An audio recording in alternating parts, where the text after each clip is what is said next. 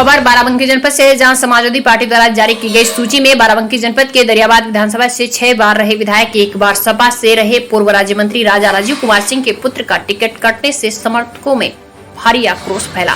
सैकड़ों समर्थकों ने आवास पर पहुंचकर जमकर नारेबाजी की। कहा, राजा नहीं तो दरियाबाद में सपा नहीं।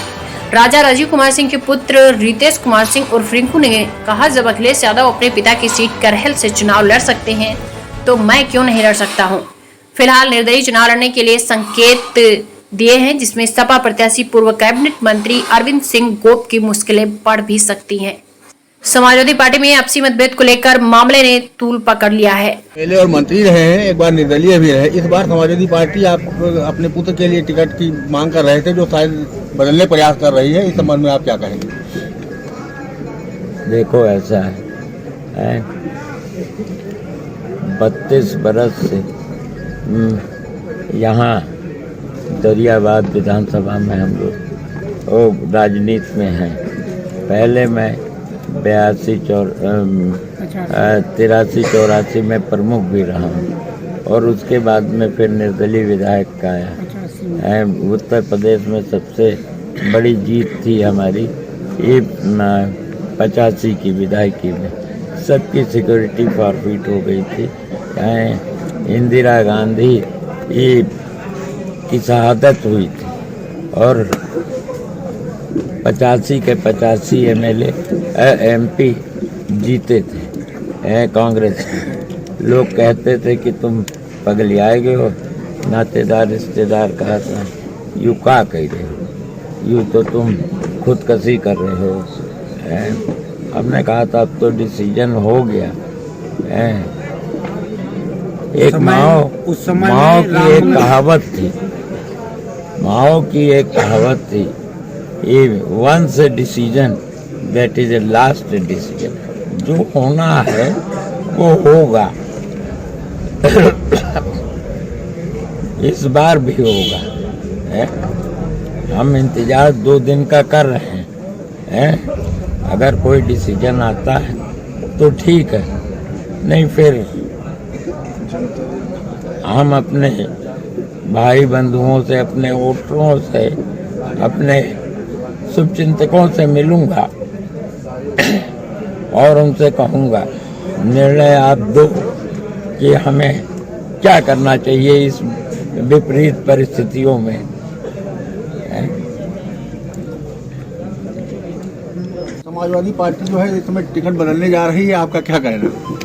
आप पूरी बात देखिए, समाजवादी पार्टी से हम ये जानना चाहेंगे कि हम में कहाँ से कमी रही कि जो हमने उनके दिशा निर्देशों का पालन नहीं किया। और पार्टी को विगत 5 साल से हम लोग, जब से 17 के बाद से चुनाव लूज हुए हैं, तब से आज तक हम लोग जितने भी ये पार्टी के कार्यक्रम हो रहे हैं, बढ़ चढ़ के मैं और मेरी विधानसभा और मेरे सभी सहयोगी शुभचिंतक भाग लेते रहे। टिकट कटने की स्थिति में आप क्या निर्णय लेंगे?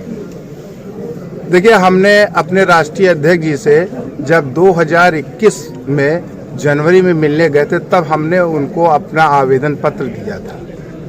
और वो भी राजनीतिक के मंझे हुए खिलाड़ी हमारे राष्ट्रीय अध्यक्ष जी भी हैं, और उनका आपने बयान सुना होगा कि वो पहली विधायकी लड़ने जा रहे हैं और अपनी पहली विधायकी वो करहल से लड़ने जा रहे हैं, जो उनकी पिताजी की धर्म राजनीतिक पृष्ठभूमि से। तो अगर मेरे पिताजी की सन 85 से ये कर्म भूमि रही है दरियाबाद, तो क्या मैं नहीं लड़ सकता हूँ? और मैं कहना चाहता हूँ अपने राष्ट्रीय अध्यक्ष माननीय अखिलेश जी से भी कि हम कोई परिवारवाद की राजनीति नहीं कर रहे हैं। हमने कोई पिता पुत्र और अपनी बहन बहनोई के लिए टिकट नहीं मांगा है। हमने अगर आवेदन किया है तो हम 2006 से समाजवादी पार्टी के सक्रिय कार्यकर्ता के रूप में काम किए हैं, और जो जिला अध्यक्ष हैं, जो इससे पूर्व जिला अध्यक्ष थे और जो उससे पूर्व जिला अध्यक्ष मौलाना मेराज साहब थे, उन लोगों ने हमें सक्रिय सदस्य बनाया था। और तब से 2006 से मैं लगातार अपने पिता के साथ कंधे से कंधा मिला के अपने सभी ये दरियाबाद के क्षेत्र के बड़े बुजुर्ग और भाइयों के साथ मैं कंधे से कंधा मिला के काम कर रहा हूँ। अगर अगर पार्टी इस चीज को नहीं देख पा रही है तो मैं नहीं समझता हूं कि इससे बड़ी विडंबना हो सकती है कि जो ये न पहचान पाए कि उनका कार्यकर्ता किस विधानसभा में काम कर रहा है।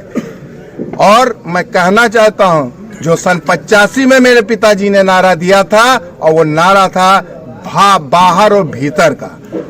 क्या दरियाबाद धरती खाली है वीरों से लड़ने के लिए जो आज बाहर से लाए जा रहे हैं कैंडिडेट? और अगर लाए जा रहे हैं तो उनका बताइए कि वो कितने काबिल हैं। सबसे वरिष्ठ इस जिला में सन 85 से 6 बार के विधायक मेरे पिताजी रहे हैं। सब इनके सामने जिले में जूनियर